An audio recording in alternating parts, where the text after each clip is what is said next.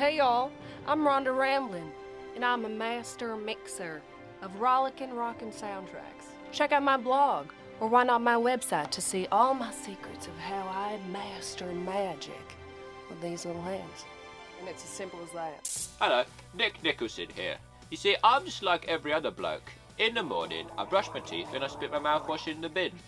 The difference with me is, after all the spitting's done, I leave the kitchen and I go and make hit records. I'm rolling in it, mate. I'm making all the hit records. People keep coming to me.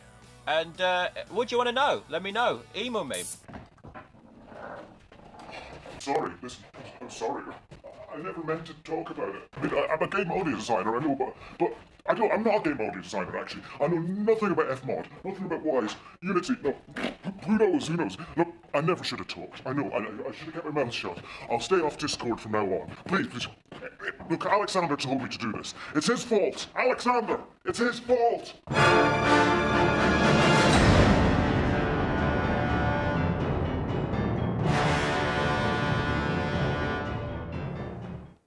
Good afternoon, everyone, and welcome to the 2021 AES Scotland Christmas Lecture. This year, we're broadcasting live from City of Glasgow College in Glasgow. I'm Dr. Jessica Argo. I'm a cellist and theremin player in experimental music ensembles, and I also research how sound induces emotions, a highlight project being immersive soundscapes for exposure therapy. I'm also the programme leader of the BDES Sound for Moving Image programme at Glasgow School of Arts, School of Simulation and Visualisation. I was actually originally trained as a painter, and then I went on to build audiovisual installations, mixing live, experimental video on translucent mesh sculptures, with techno in dance clubs or hypnotic ambient music in white cube galleries. Today, I'm honoured to be joined by Alexander Horowitz, a game audio specialist and composer. Alexander is the audio lead at Studio Gobo in Brighton and Hove, where he's working on the upcoming Warner Brothers title Hogwarts Legacy. He's also working on a groundbreaking PhD research at the Glasgow School of Art to widen accessibility in video games. Alexander, thank you so much for joining us today. And thank you for having me, Jessica. You're welcome. Later on, we will be joined by Ronan Breslin, who will be taking your questions for Alexander. So please send them on Zoom and the Discord channels as the lecture proceeds. I would really like to thank the AES for inviting us to host this event and the incredible team who put so much into planning today across several institutions in Glasgow, including BBC Scotland, and the staff and students at both City of Glasgow College and the Glasgow School of Art. Now, let's get to the main event, where we're going to unlock some of the mysteries surrounding the highly secretive world of video game development. In fact, you could almost call it a black box, an impenetrable fortress with thousands of hidden processes going on inside. Alexander, your current project is the long-awaited Warner Brothers title, Hogwarts Legacy, whose secrets are especially protected before its release. But maybe you could tell us about some games which have already been shared with the rest of the world. Absolutely. So, my first professional credit in the industry was on the Madden NFL franchise published by EA Sports. I then went on to a brief spell at Rockstar North, working at first on GTA Online and then on Red Dead Redemption 2. I then made the move down to London. Andy Serkis's motion capture studio, the Imaginarium, was working on the new Planet of the Apes films at the time, and I was the head of audio on the PS4, Xbox One and VR titles that were released alongside the films. I've now, of course, moved to head up the audio team at Studio Gobo to work on their upcoming Warner Brothers title, Hogwarts Legacy. So what have you learned from the audience's reactions to these games? And how do you implement those lessons going forward? Well, it certainly is a difficult balancing act with any hotly awaited game. On one hand, you want to listen to player feedback, hear their suggestions, take their ideas on board. They are, of course, the very people who will be playing your game. They're the most important part of that process. But on the other hand, as a game developer, you want to go beyond player expectations, give them an experience greater than what they hoped for. That's what we aim to do at Studio Gobo, and it's what I hope to do in my own career. Thank you. Today's event is entitled Inside the Black Box of AAA Game Audio.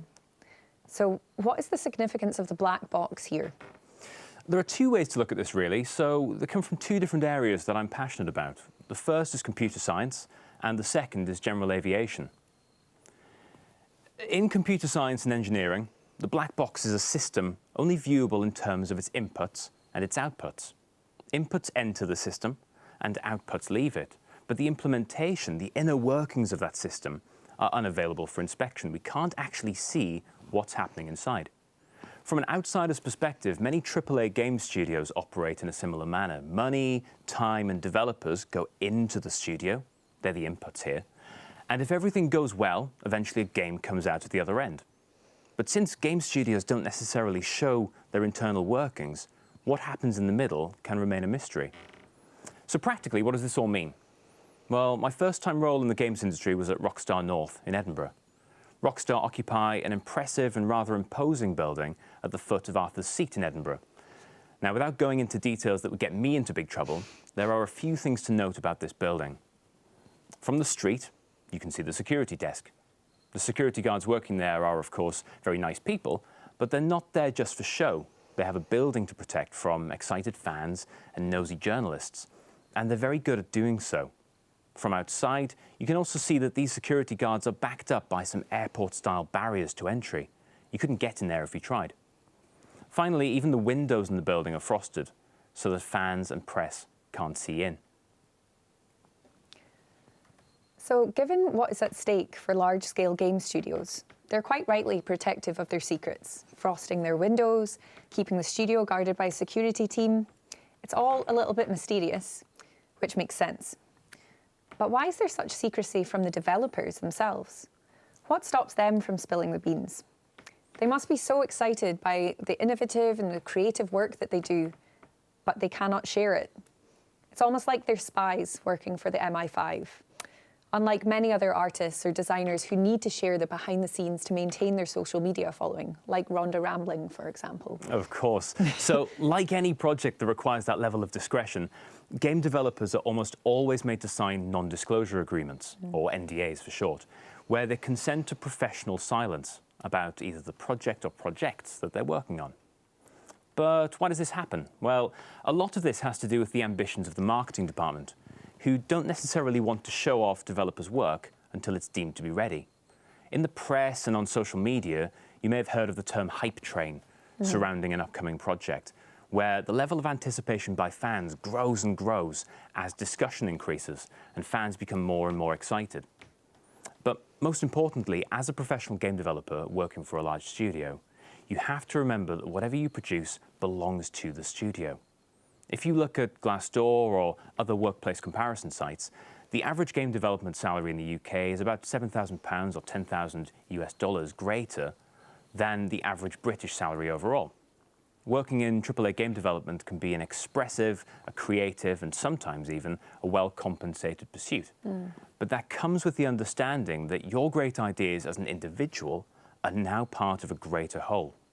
Game development is a team sport where confidentiality is essential. Thank you for explaining the computer science type of black box, a system with only its inputs and its outputs visible. I believe you can also have a black box on an aircraft too? Yes, exactly. So I've recently taken up flying. I get lessons from a flight instructor in a four-seater Piper PA-28, wonderful little aircraft built in Florida. Now, although that plane is too small to need a flight recorder on board, larger aircraft can require them by law. These types of black boxes, which are actually orange, record the nature of that flight in great detail, sometimes including cockpit voice recordings and parameters from the flight deck instruments. Usually, we only get to the contents of these black boxes on landing or after an incident has occurred. So in aviation, a black box is a very different device with a crucial purpose of documenting the entire flight for forensic purposes. Built to be nearly indestructible and impenetrable unless something goes wrong. Yes, exactly. So what if we could look back at the findings from a black box mid-flight? What if we could unpack the techniques of modern game audio development mid-flight as it's happening right now? Today, I'd like us to explore the recent history and the current trends that AAA studios consider when working on the sound design, ambiences, music, dialogue, and vocalizations for new projects. we'll take a look at some of the principles on the cutting edge of game audio and start to consider where the future of game development is right now and where it might take us. That's so exciting. Now we're going to discover what game audio and music means to the students on the MDes Sound for Moving Image course at Glasgow School of Art, as they share the ones that trigger the strongest emotions for them. There are also a few game soundtracks that they're so addicted to that they even listen to them when they're not playing the game.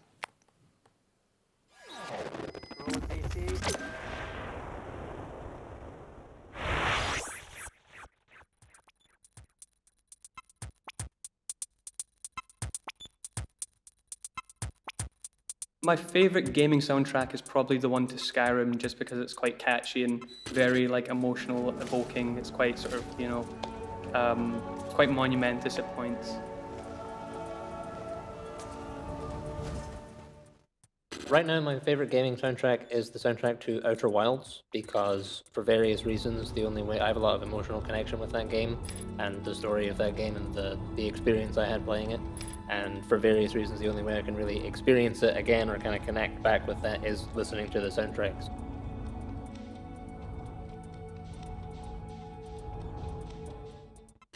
I would probably pick World of Warcraft because that's the game I've played the most throughout the years. So that has a real, it's a big part of my life, I guess.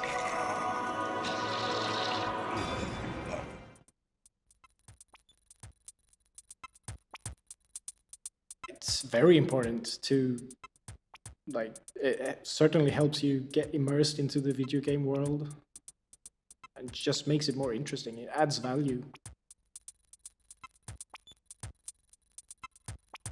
Yeah, I'd say so. Quite often, video game sound or music is quite overlooked because of what's going on screen. Maybe not so much with sort of ones in the heyday like Zelda or Mario or stuff. Quite a lot of people are quite fanatical for that kind of music, but I do think today it does get overlooked quite often. Nah, not so much. I mean, probably the only exception would be Skyrim, just because it kind of got stuck in your head when you first played it. But nah, not so much anymore. Very often. My Spotify Wrapped came in the other day. 2 of my top 5 artists are video game soundtracks. Most of the other statistics that I had from Spotify Wrapped were to do with video game soundtracks. I listen to the Outer Wilds soundtrack all the time. I listen to the soundtrack for Manifold Garden all the time. Final Fantasy, the Elder Scrolls games, Mass Effect. The Halo soundtracks are really good. I listen to them a lot. It's one of my top genres, actually, by the numbers.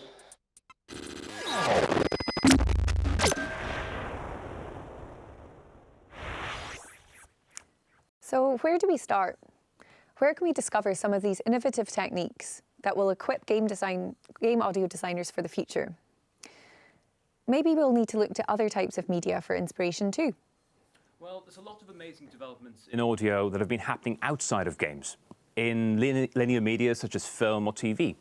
After all, film, TV, games, and even theatre all have a lot in common when it comes to sound. Linear and non-linear media are both experiential art forms. Both types of audio are intended to affect listeners, either by giving them information about what's happening in the scene, shifting their emotions to match on-screen cues, or to ground the scene with a sense of place. So sound can be used to ensure the audience is transported into another world and to make sure that they experience the emotions and sensations that the on-screen character feels. This can be through enveloping ambient sounds like electrical hum or birdsong, or maybe the tactility of materializing sound effects like footsteps, creaking floorboards, the expressive prosody of the human voice, and of course, emotion-inducing musical score, either melodramatic orchestras of Hans Zimmer or ethereal choral improvisations from Johann Johansson. Yes, exactly. The main difference between linear film and non-linear games, however, is when sonic events actually take place. In linear media, these events occur in the same place every single time. Since I've been working on Hogwarts Legacy for the last 3.5 years, for research purposes, I've watched the Harry Potter films more times than I can count. In Harry Potter and the Philosopher's Stone, or Harry Potter and the Sorcerer's Stone for our American cousins, the US rights holders thought that the term philosopher sounded too archaic for American audiences, which I think is a bit unfair. Anyway, in the first Harry Potter film, 37 minutes and 50 seconds in, a chocolate frog jumps onto the window of the Hogwarts Express next to where Harry is sitting. You can hear the chocolatey squelch of its feet as it makes contact with the window before, spoiler alert, the frog climbs out of the train where it's never seen again. If, over the holidays, you decide to sit down and watch this film, or any film, regardless of where you watch it, who you're watching it with, or whatever else you happen to be doing at the time, the nature of linear media is such that those events will always occur at exactly the same time. Luke Skywalker will always enact Ben Burtt's elegant hum of the lightsaber for the very first time at 33 minutes and 48 seconds in A New Hope. Boromir will always blow the mighty horn of Gondor at 3 hours, 7 minutes and 19 seconds into the extended edition of The Fellowship of the Ring. And that chocolate frog will always create a satisfying splat at 37 minutes and 50 seconds into The Philosopher's Stone. These events are always fixed. Games, on the other hand, are, by their very nature, completely variable. When a player fires up a game, they're usually greeted by a splash screen, followed by the main menu. But the main difference from now on is about player choice. What they choose to do once they've reached the main menu is completely up to them. Yes, they can go straight into the gameplay, traditionally the first level, but they can also explore the option menus, tweaking the details of gameplay before they begin, or unlike film and TV, where the credits usually come at the end, players can choose to watch the entire credits list before they even start. Ultimately, we as game developers cannot hope to predict exactly what one player will do, never mind the unique behaviours of millions of players.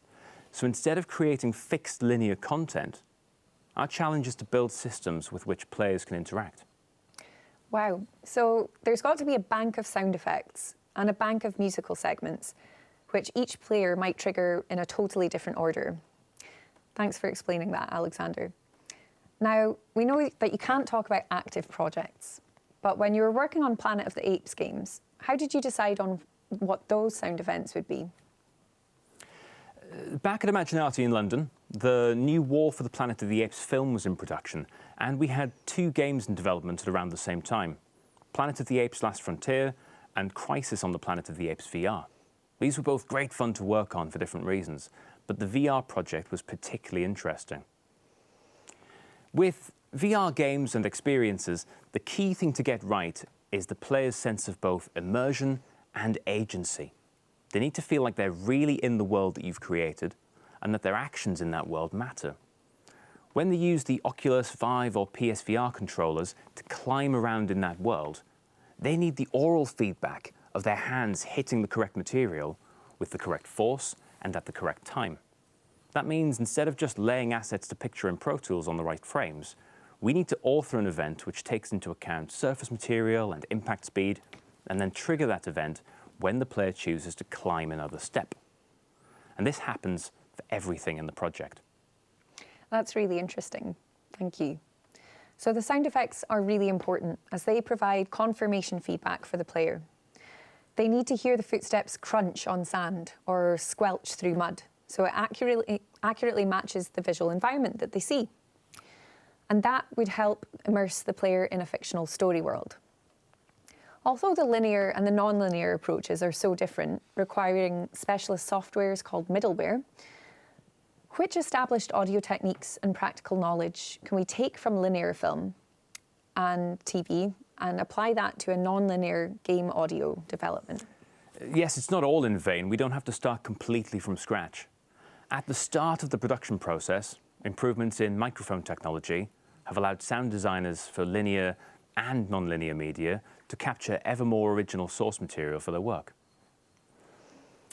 Now, for general sound recording, we might use a Sennheiser 416, a Rode NTG1, maybe a matched pair of Rode NT5s. Perhaps we might even use the standard XY pair on a Zoom H6. These are some of the bread and butter pieces of kit that sound recorders for games and indeed linear media might use. And as such, you'll find good examples of how to use these and more in something like the Sound Effects Bible by Rick Veers.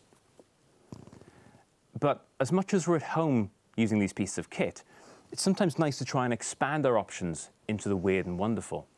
Luckily, there's now a healthy online community for the creation and sale of offbeat microphones.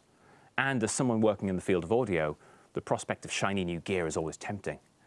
It's not all superficial, though. Alongside a keen ear, critical listening skills, and patience, this kind of hardware can help us capture sounds in a new and interesting way. Take contact microphones, for example. Contact mics capture the vibrations traveling through solid objects, such as a wall, a table, or really any kind of resonating object or surface. Jez Riley French is an amazing sound artist and field recordist who, amongst other things, makes and sells microphones. Let's take a listen to one of his recordings using his contact mics.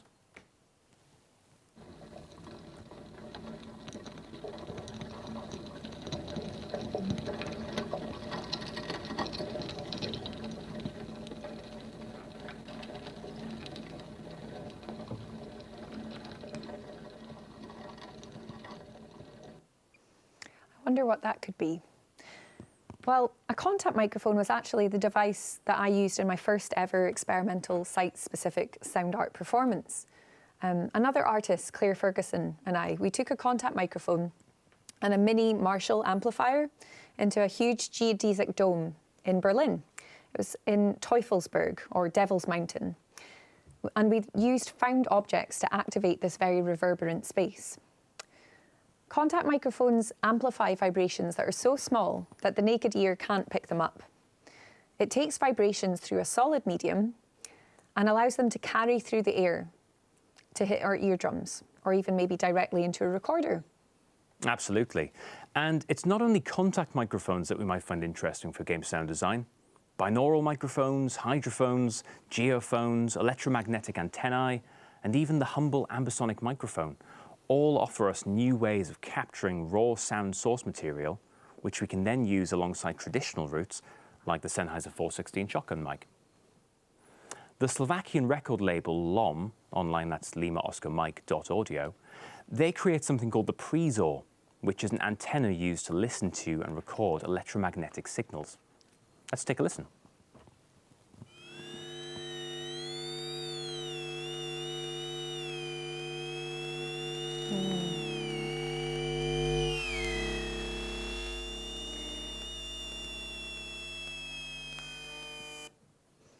That one's particularly sinister, I think. That reminds me, one of our Year 4 students at Glasgow School of Art, Margarita, she's been capturing electromagnetic signals to generate a simulated soundscape of a hypnagogic hallucination.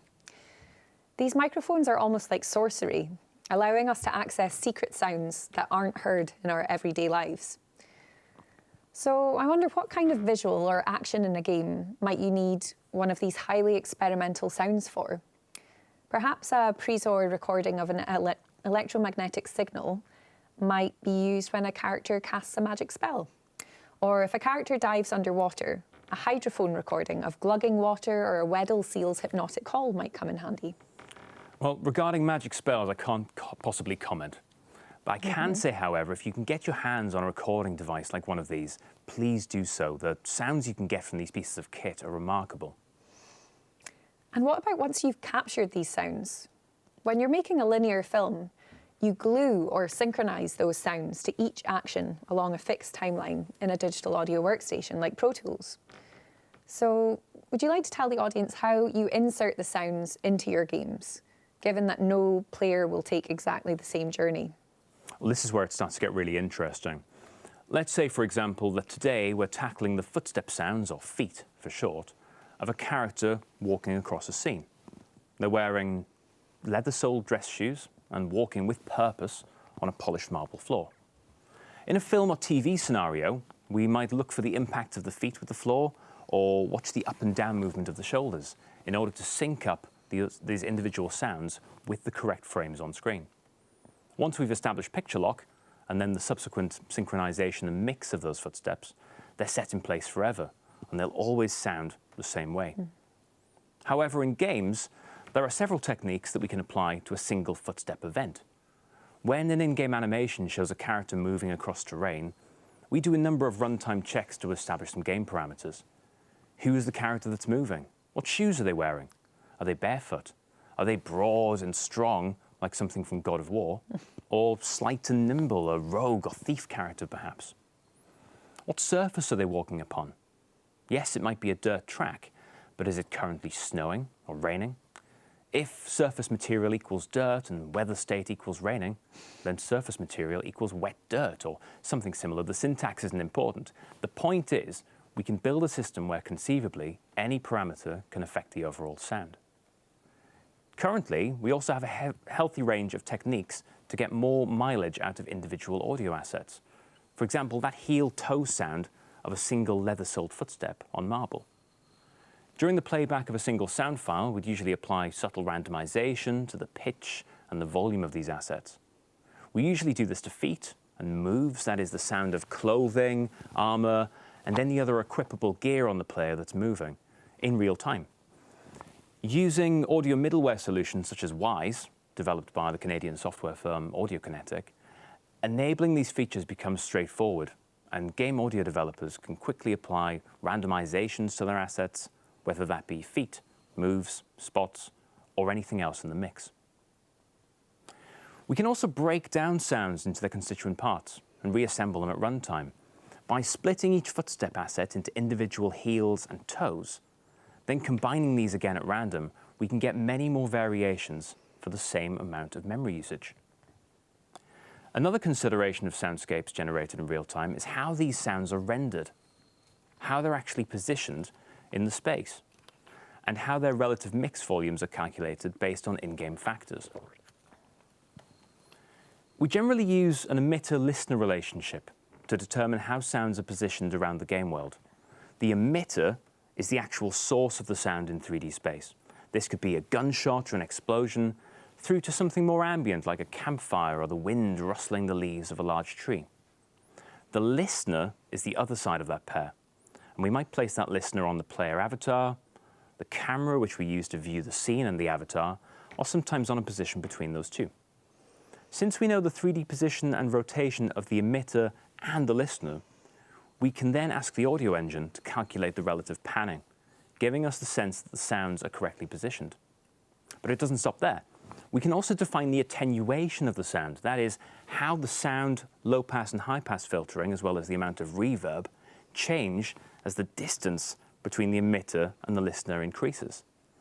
In the physical world, the inverse square law determines to what extent sound pressure levels dissipate over distance. But in the virtual world, we define this based on the scenario and the application of the sound. We can also simulate the unique acoustic effects of human ears.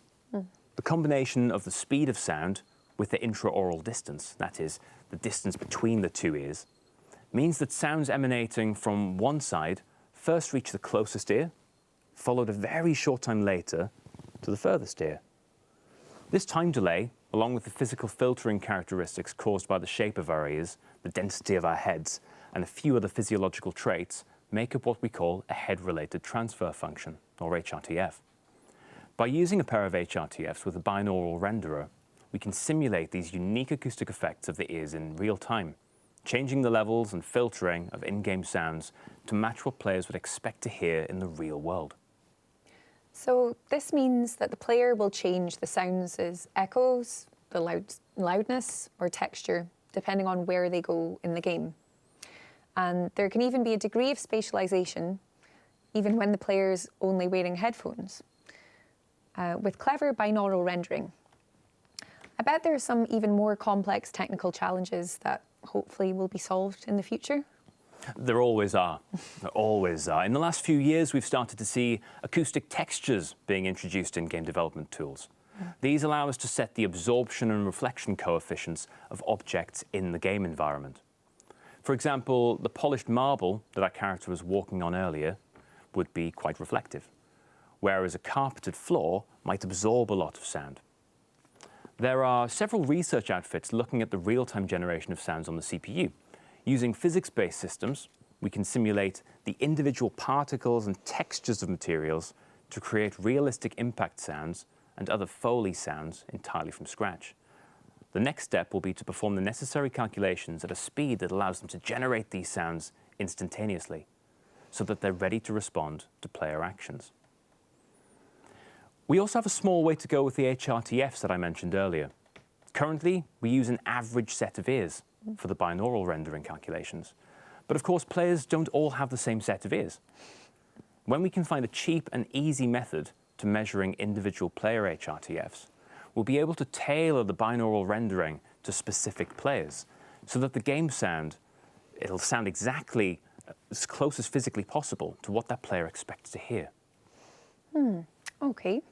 So we've been delving into some of the most advanced techniques for making contemporary game audio as immersive as possible. But there's also many vintage game audio icons that trigger a wave of nostalgia every time you hear them. So now it's time to guess that game sound.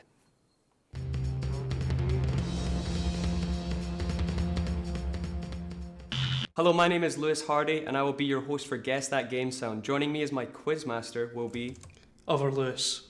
First contestant is Daniel. Daniel's going to try and attempt to guess as many game sounds as he can. Our next contestant here, Neve. Ethan on Guess the Game Sound. Without further ado, we can just start the game. Sounds if you're up for perfect, that. yeah. Perfect. It's a bounce. It's a very old bounce.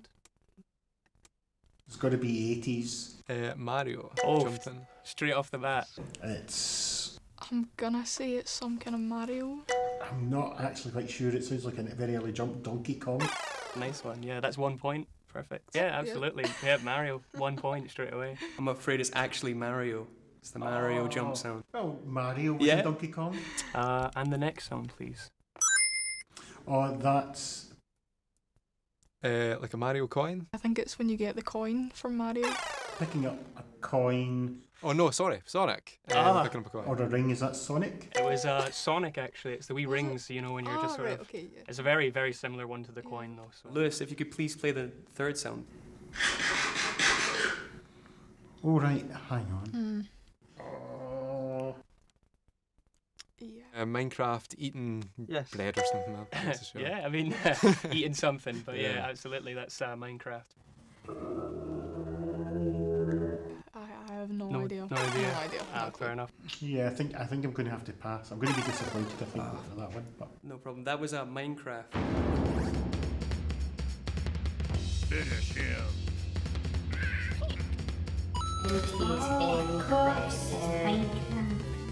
So that's the end of the show, folks. Thanks for tuning in, and thanks to the contestants for playing. We had some highs and lows, and a special thanks to the AES audience for tuning in. We will catch you next week on Guess That Game Sound.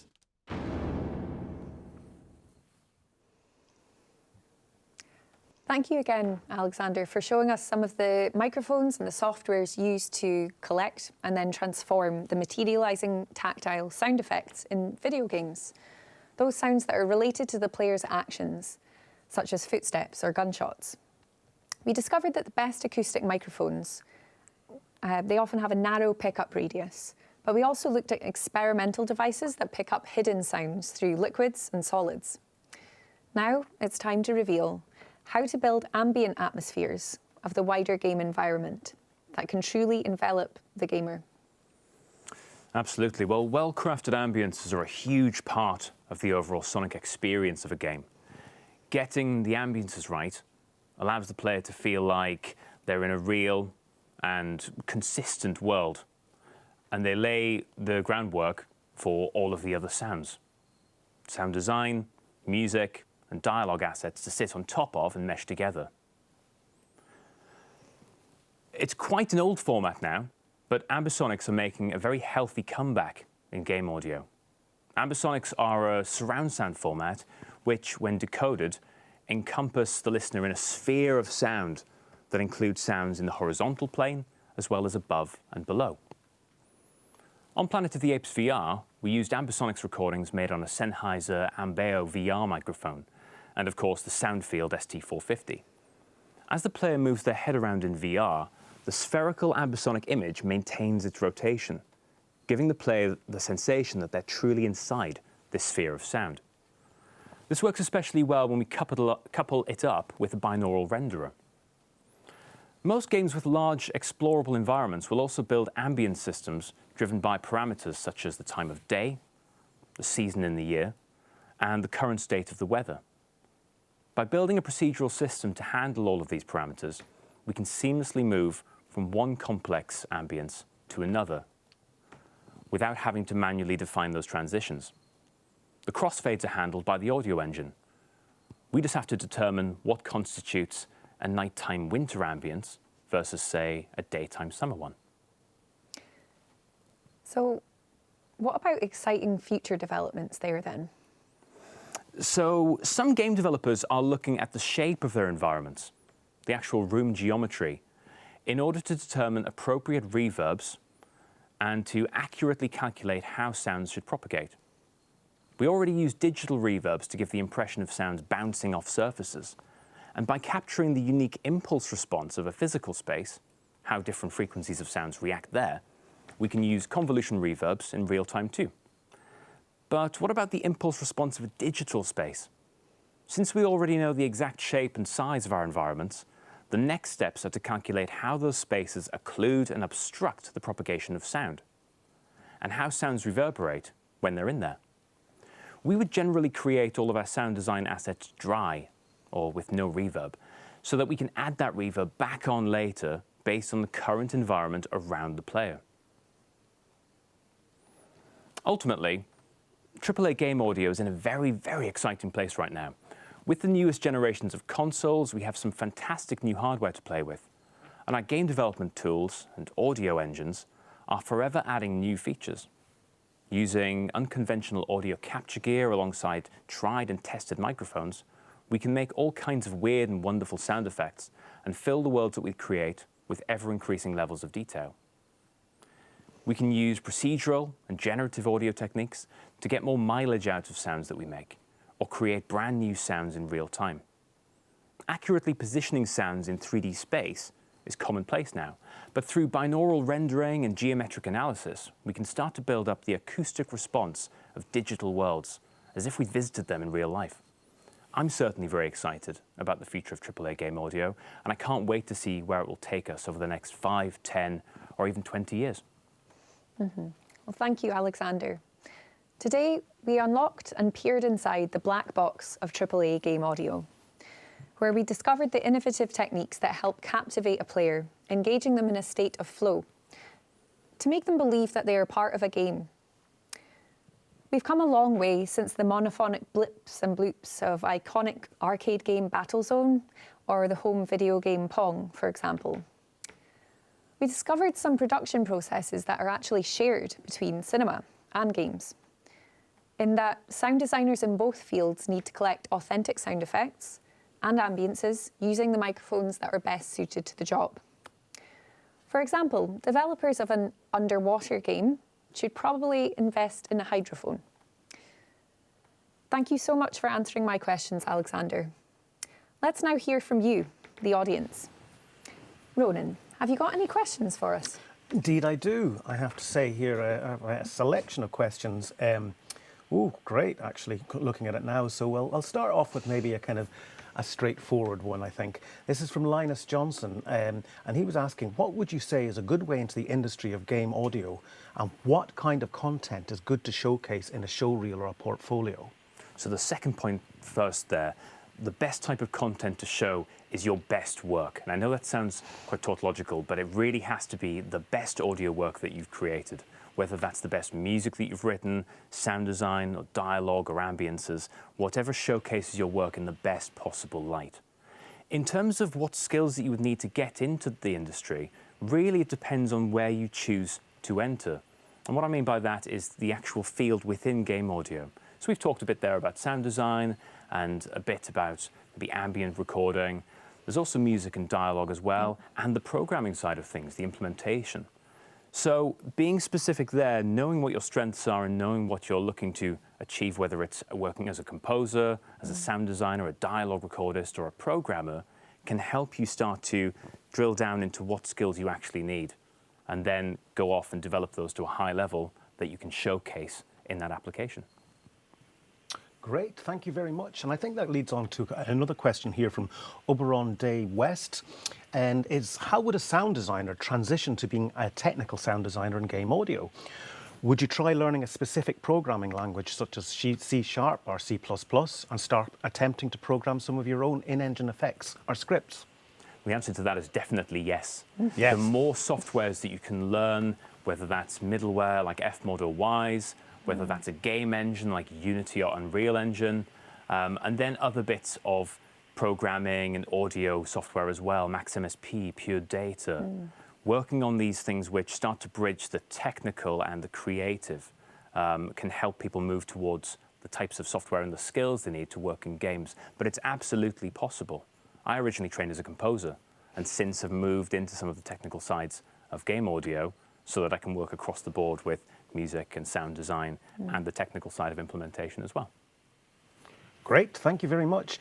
This actually, we have a few technical questions. I don't know if I can try and combine them, but they are all to do with procedural audio, I think, which is obviously a very hot topic in game audio at the moment. From Gordon Webb, I have, with increased processing power, do you think physical model-based procedural audio effects will be more widely adopted in game sound design, especially with new developments in game audio engines, DSP graphs in Unity, for example, or meta sounds in Unreal Engine? I think you've already maybe touched on this in your talk, but... I think the answer is yes, absolutely, and I'd love to see more of that happening. We are always hindered by the hardware. Now, the new hardware of the consoles and high-end PCs is fantastic. We've got more CPU, GPU, and memory and streaming budgets than ever before, but we still are constrained by what we can actually physically put on the on disk or on the hardware and what we can make. So in time, we will see those increases of CPU mean that we have more procedural generation, more real-time generation of physics-based modeling sounds, and it will be really, really exciting. I don't say that just in jest, that the next 5, 10, and 20 years will be incredible. There will be some amazing jumps. If you think from back of gaming in the 70s and 80s, these games are iconic now and are seen as retro games. But actually, the jump between there to now, that 40 or 50 years, is massive. The jump from 40 or 50 years from now into the future will be just as huge, and it's going to be incredible. It really is. I think then, I mean, that leads on to a great question here. I'll combine them two here, but it's one's from Mike Parr-Berman, thank you, another from Rod Selfridge. And it is about, once again, in the past decade, procedural audio has been a huge development within game sound. So what are your reflections on this? And do you anticipate this being the next new field of pioneering development in game sound? I think you may already have answered that. But Rod Selfridge has also asked, do you use procedural audio sound effects and what do you feel their weaknesses are? Ooh, well, in terms of whether I use things, I'm not likely to talk about current projects right now. However, in principle, I think these are great things to use, and it's in terms of getting mileage out of sounds. It's about being able to create brand new sounds on the fly based on in-game parameters. Weaknesses, as I said, it's the we're limited necessarily by the CPU. That's always a consideration. But even with infinite processing power, the problem would be our own imaginations of what we can do in code. I think there is this idea that great sounds and great music have to come from the human mind. They have to come from us as creative beings. And more we're starting to see processed music and sound design, especially music, written by robots, essentially. It's generated by algorithms.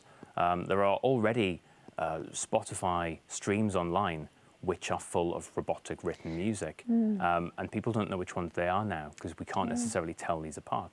This is the beauty. So in terms of the weaknesses, I think we need to get beyond this idea that only us as humans can actually create original creative sounds and start to think about how we can leverage machines and procedural audio techniques to actually help us take that further.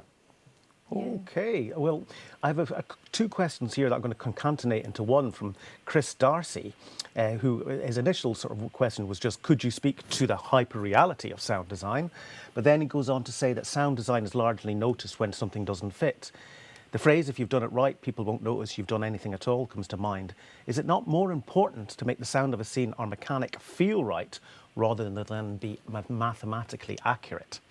It absolutely depends on what it's for.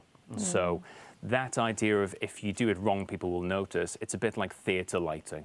Theatre lighting designers will talk about how they had this amazing setup and no one commented on it. But if a light goes out, then suddenly it's a big problem.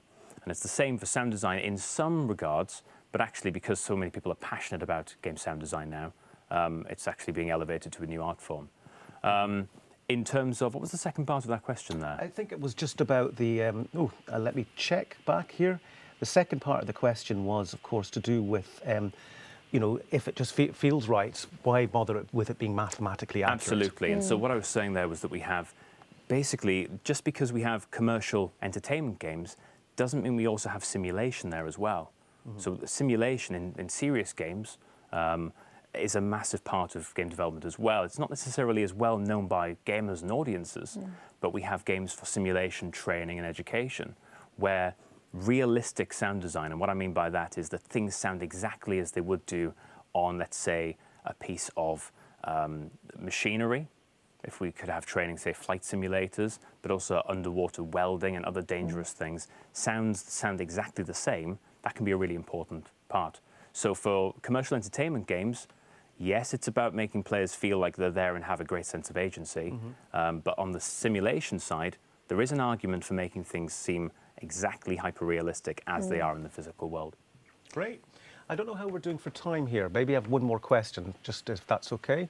I think one more quick question. Quick question. I think this is from Nicole Rawlings, and she was the director of the Guess Your Sound video, and she would, or game sound, and she said, how well do you think you and your team would do in guessing the game sounds? Jessica, what do you think? They were very short game sounds, weren't they?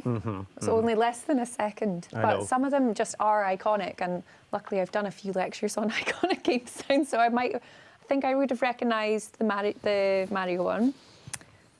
The Sonic might have just slipped by me. If it was something from Space Invaders, I love talking about Space Invaders and how they sadistically try and stress out the player by ramping up the speed.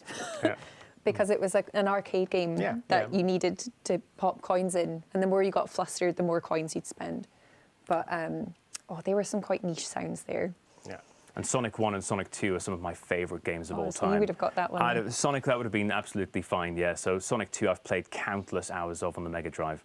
Minecraft I played back when it was essentially free. So, yeah, hopefully I'd have done well, but we'll never know now because we've seen it. Okay, thank you. Just say there's a few more questions, but I'm sorry we're just out of time now. So, Jessica, can you carry on? Well, thank you so much, everyone, for sending those questions in.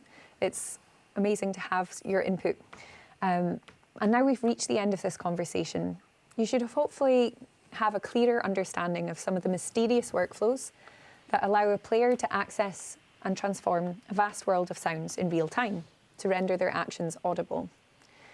Thanks to the graft of Alexander and his contemporaries, the future of game audio is one where a player truly feels their impact on the game. Alexander is also conducting doctoral research to ensure that the future of the game industry is ever more accessible, diverse, and groundbreakingly experimental. Thank you again to the AES for inviting us to host this event. And thank you so much for the wonderful team who've put so much into planning today. From the BBC Scotland, the staff and students at both City of Glasgow College and the staff and students at Glasgow School of Art. Thank you, Alexander, for allowing us access to your fascinating work. As always, you're very welcome. It's been a real pleasure sharing some of the joys of game audio with you, everyone here in the studio, and of course everyone watching online. I hope that those of you watching can take inspiration from today when creating your own work. For audio people in film and TV, remember that you may have more in common than you think with us game audio developers. And perhaps where you don't, well, we'll always be keen to share what we do with you. Thank you very much for listening. If you'd like to get in touch, you can reach me via my website at alexanderhorowitz.com or on LinkedIn at /AlexanderHorowitz. I know far better than to overshare now, so if you'd like to see more of the upcoming Warner Brothers title Hogwarts Legacy, search for the official Hogwarts Legacy trailer on YouTube or visit hogwartslegacy.com. Finally, if you'd like to find out more about the work we do at Studio Gobo, search for us online or visit studiogobo.com. Thank you. And I've been delighted to be your host today. Thank you.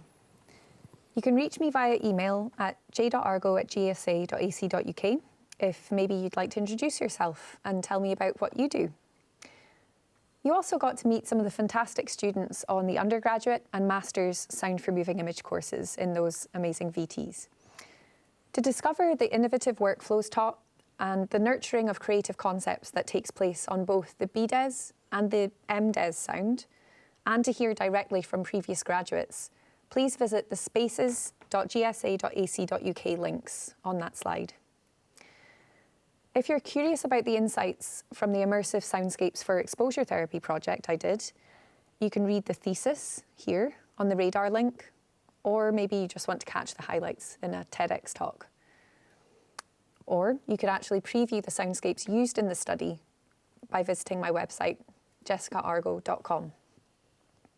To listen in on experimental cello and theremin performances in my virtual tribe, please go to glasgowimprovisersorchestra.com. We actually have a recording of our first in-person concert since the pandemic began, a culmination of a huge online project called Flattening the Curve.